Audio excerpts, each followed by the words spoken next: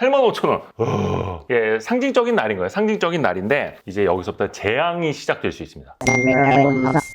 야식 잡설인데 뭘 좀 먹으면서 해야 되는데 출출합니다. 뭐 이렇게 바카스만이. 저희가 바카스 홍보대사 이게 바카스 찐팬에 선정이 돼가지고 한 가지 비밀을 말씀드리면 저는 이제 평생 바카스를 공짜로 먹을 수 있습니다. 분기별로 이제 몇 박스씩 동아제약에서 보내주십니다. 혹시나 바카스를 이제 원 없이 드시고 싶다라는 분들은 와이스트리 사무실로 오십시오. 계속 따드릴게요. 드세요.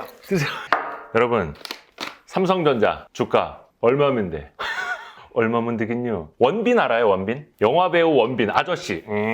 선진장님 삭발을 봤어야 되는데 아무튼 원빈의 그 아저씨 영화 삭발을 떠올리시는 분들은 9세대 노땅 취급받는 거고요. 예, 라이즈의 원빈이 떠오르면 이제 Z세대라고 합니다. 라이즈 몰라요? 비슷하잖아.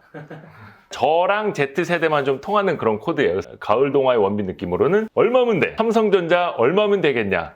드디어 85,000원이 왔습니다. 85,000원. 이 85,000원이 어떤 상징이 있느냐면은 시가총액 있죠. 시총 500조를 달성하는 가격입니다. 2021년 4월 초 이후 처음으로 3년 만에 처음으로 시가총액 5조 원을 회복을 했습니다. 요 밑에 제가 이제 시가총액 차트를 같이 띄워놓고 있는데 그때 85,000원 요때 85,000원 회복을 하고 시가총액 500조 원도 회복을 했다. 예, 상징적인 날인 거예요. 상징적인 날인데 이제 여기서부터 재앙이 시작될 수 있습니다. 그거 말씀드리려고 제가 긴급하게 야식 잡설을 찍는 거예요. 뭐냐면 우리 그 와이스트리 쇼츠 중에 처음으로 300만 뷰를 넘었던 영상이 뭔지 아시죠? 삼성전자 사면 안 되는 이유였어요. 그때 제가 그 이야기했던 취지가 뭐냐면 삼성전자는 지수에 차지하는 비중이 원체 크기 때문에 지수랑 비슷하게 움직인다. 조금 더 액티브하게 초과 수익을 노리는 사람은 삼성전자보다 베타값, 변동성이 더 크거나 기대 수익률이 더 높은 걸 개별 종목을 공부해서 딥하게 딥다이브 하는 게 사실은 맞다. 그 취지를 말씀드린 거거든요. 그러니까 삼성전자 위주로 가끔 그냥 펀드 가입하셔도 되는 거고 기관한테 맡겨도 되는 거다. 이 취지였어요. 그런데 지금은 완전히 이제 반대의 상황이 되는 겁니다. 삼성전자가 있는 사람과 삼성전자가 없는 사람으로 이제 나뉘게 될 겁니다. 반도체 아저씨 있지 않습니까? 우리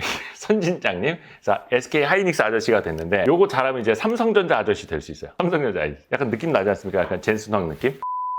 그 개별 종목에 대한 투자 판단이라든지 그런 조언은 거의 드리지 않아요. 근데 과거 사례랑 현재의 흐름을 여러분들에게 알려드리고 우리는 이제 물고기를 잡아드리는 채널은 아니고 물고기 잡는 방법을 배우는 거니까 그 방법에 대해서 이야기를 좀 해드리려고 합니다. 왜냐면 요거 이제 회복한다고 해서 예를 들어서 막 뭐 9만 전자에 탔던 사람 8만 전자에 탔던 사람 막 개고통 받았는데 이제 회복이 됐어요. 그래서 본전되어갖고 드디어 탈출했어요. 과거로 시계를 한번 돌려보겠습니다. 삼성전자 연봉을 보면 무시무시한 일이 펼쳐집니다. 2016년, 2017년, 2019년, 2020년에 엄청난 일이 벌어졌습니다. 장대 양봉이 두 개씩 따라 붙습니다. 이게 뭐다? 반도체 사이클, 상승 사이클. 그리고 지난해에도 삼성전자는 무지막지하게 이미 올랐습니다. 그리고 올해 이미 스타트 끄는 거예요. 이거는 제가 몇 달 전에 제 텔레그램에 올려드렸었어요. 16년, 17년 연속으로 수십 % 올랐던 기억, 19년, 20년 연속으로 수십 % 올랐던 그 기억이 이번에도 반복될 것 같다라고 제가 텔레그램에 올렸던 적이 있거든요. 이거 약간 해째입니다. 해째.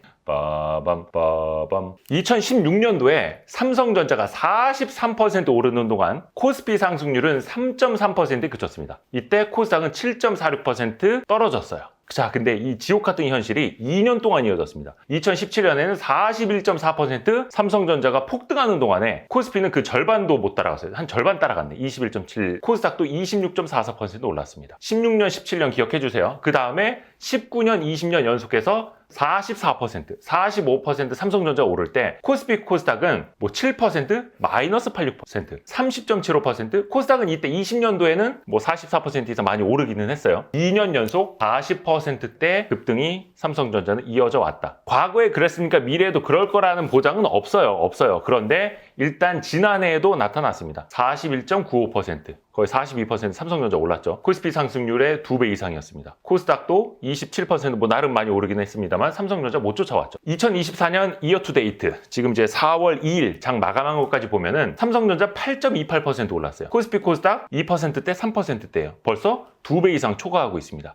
혹시나 이런 그림이 그려지지 않을까 하는 생각에 이제 과거 데이터들을 이제 찾아보고 하는 겁니다. 그러면 당시에 어떤 기사들이 나왔는지 한번 찾아볼게요. 최근에 좀 회자가 되는 뉴스입니다. 4월 1일에 나온 건데 3호장이라고 삼성전자만 오르는 장세 다시 왔나 들썩이는 개미들. 뭐 이게 좋아서 들썩이면 좋은 거겠습니다만 3호장이 왜 무섭냐면요. 일단 3월 들어서 삼성전자 상승세 본격화되고 있는데 그 사이에 외국인은 엄청나게 순매수하고 있고 반대로 개인 투자자들은 삼성전자 엄청나게 순매도하고 있다라는 겁니다. 이제 앵커링 이펙트. 우리가 주식 투자를 할 때 심리적인 요인 정말로 조심하셔야 한다라고 하면서 저희가 계속해서 반복해서 말씀드린 것 중에 하나가 그러니까 편향성 중에 하나가 앵커링 이펙트 있지 않습니까? 내가 삼성전자를 8만 원에 샀건 7만 원에 샀건 9만 원에 샀건 그거는 중요한 게 아니다. 앞으로 얼마나 오를 수 있을 것인가 현재 시점에서 봐야 하는데 대부분의 사람들은 본전 오면 일단은 팔기 바쁘기 때문에 이게 일단은 현 상황이에요. 이 기사에도 등장을 하는데 3호장 앞에서도 말씀드린 것처럼 2016년, 17년, 19년 이때도 3호장이라는 말이 있었습니다. 아마 동학개미 여러분들은 2020년, 21년 요때 들어보셨겠습니다만은 과거 기사로 넘어갑니다. 뿅!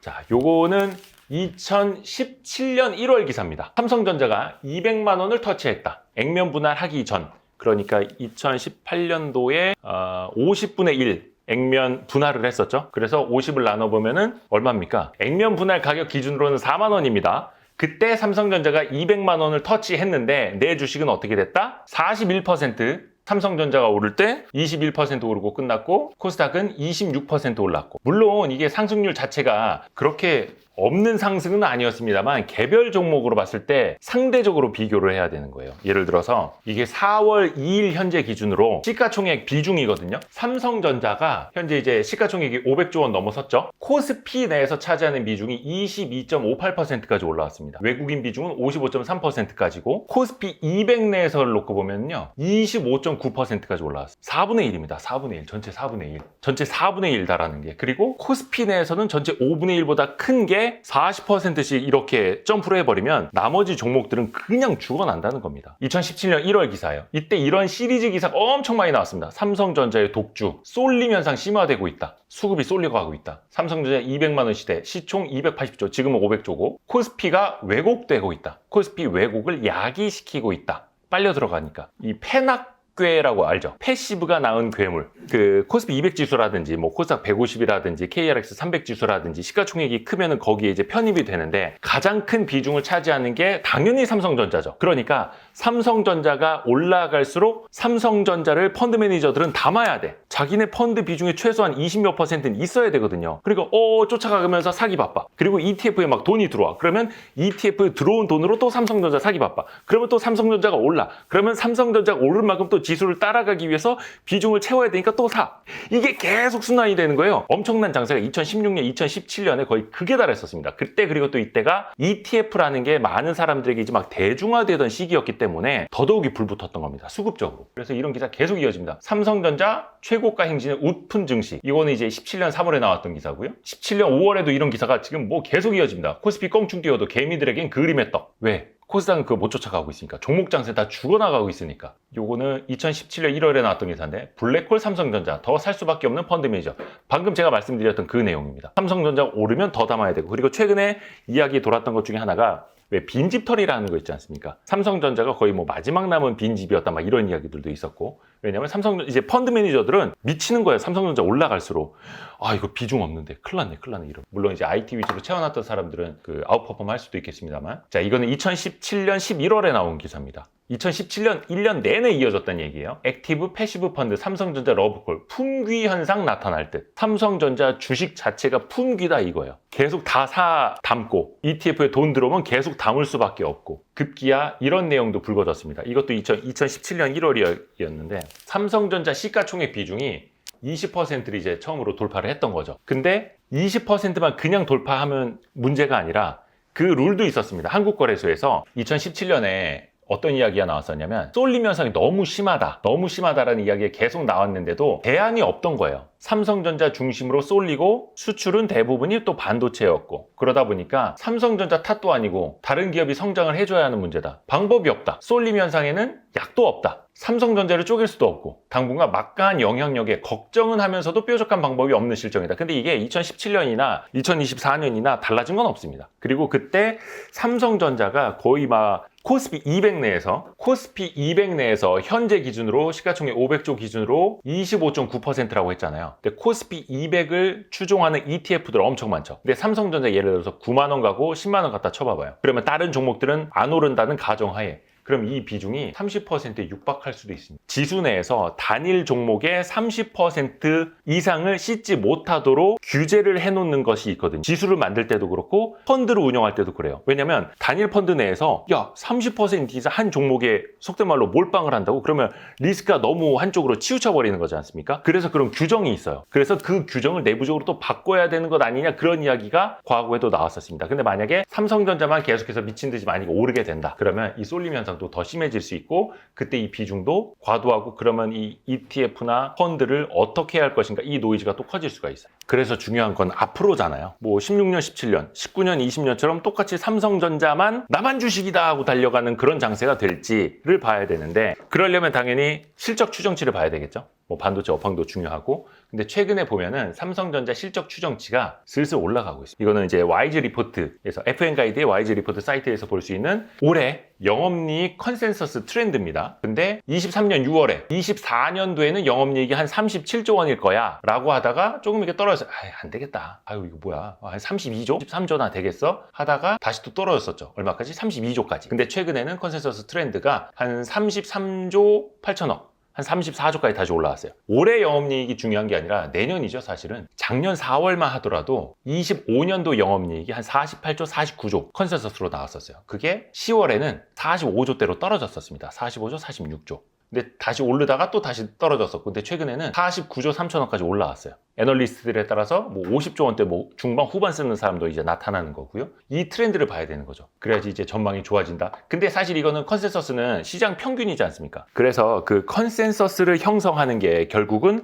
애널리스트들이 새로운 리포트를 썼을 때 숫자를 얼마나 수정을 했는가가 중요한 거잖아요. 그래서 최근에 나오는 리포트들 제목이랑 내용만 보시는데 사실 이런 건 이제 숫자를 좀 봐야 됩니다. 일단 목표가 지금 상향 조정되고 있죠. 계속해서 눈에 띕니다. 그래서 최근에 뭐 대신증권에서도 나왔는데 뭐 예상보다 빠르게 개선되는 실적, 이렇게 하면서 이 연구원이 25년도 영업이익으로 56조 원을 쓰고 있어요, 이 사람은. 근데 지금 컨센서스 얼마라고 했죠? 49조 원대잖아요. 근데 최근에는 이제 56조 원대 나온다는 겁니다. 그러면 어떻게 되죠? 이 사람들이 이제 평균을 높여놓는 거죠. 이런 숫자들이 이제 취합이 되면서 컨센서스가 만들어지는 거거든요. 최근에 이제 상상인증권에서 나온 거, 야, 세게 쓰네. 67조 7,910억 원. 67조 원대 지금 영업이익 전망도 나오는 거예요. 25년도. 야, 26년도 89조 원? 야, 엄청 세게 지른다, 상상인. 한국투자증권 영업이익, 여기도 57조 원 쓰고 있네. 그러니까 최근에 나온 리포트는 57조 원, 심지어 60조 원대 25년 영업이익을 숫자로 내놓고 있어요. 근데 컨센서스 아직까지 49조 원이에요. 그러니까 여전히 컨센서스는 45조에서 49조, 뭐 그거 한 4조 올라왔네, 그거 갖다 뭐 멀티플 얼마나 늘어, 이렇게 생각할 게 아니라 최근 시장이 보고 있는 방향성과 높낮이를 인식을 하고 컨센서스가 얼마나 형성이 돼 있고 이게 시장 평균 생각인데 그거보다 눈높이가 더 높아질수록 주가의 모멘텀이 생겨날 수도 있겠다, 이렇게 우리는 받아들여야 된다라는. 그리고 나서 뭐 반도체 사이클이 끝났는가, 반도체 사이클의 끝물에 와 있는가를 또 봐야 하는 거고요. 근데 지금 반도체 사이클의 끝물입니까? 제가 잘 몰라가지고. 뭐 여러분은 아시겠습니다. 저는 잘 몰라서 제가 여러분한테 여쭤보는 겁니다. 반도체 사이클이 끝났는가? 그게 아니라 이제 회복, 수출도 회복되고 있고 반도체 사이클은 이제 회복 국면에서 어디선가 이미 턴은 했지만 조금 이제 올라가는 그 약간 밑동 아닐까, 저는 개인적으로 봅니다. 자, 해서 오늘 야식 잡설이 도움이 되셨다면 알림, 구독, 좋아요, 댓글, 다른 영상 보기, 그리고 가능하시면 Y3 후원하기까지. 고맙습니다. 해서 과거처럼 이렇게 되면 안 되는데, 설마 삼성전자 없어서 아이고 좋댔다 이러면 안 되고, 항상 감사드립니다. 고맙습니다. 뿅!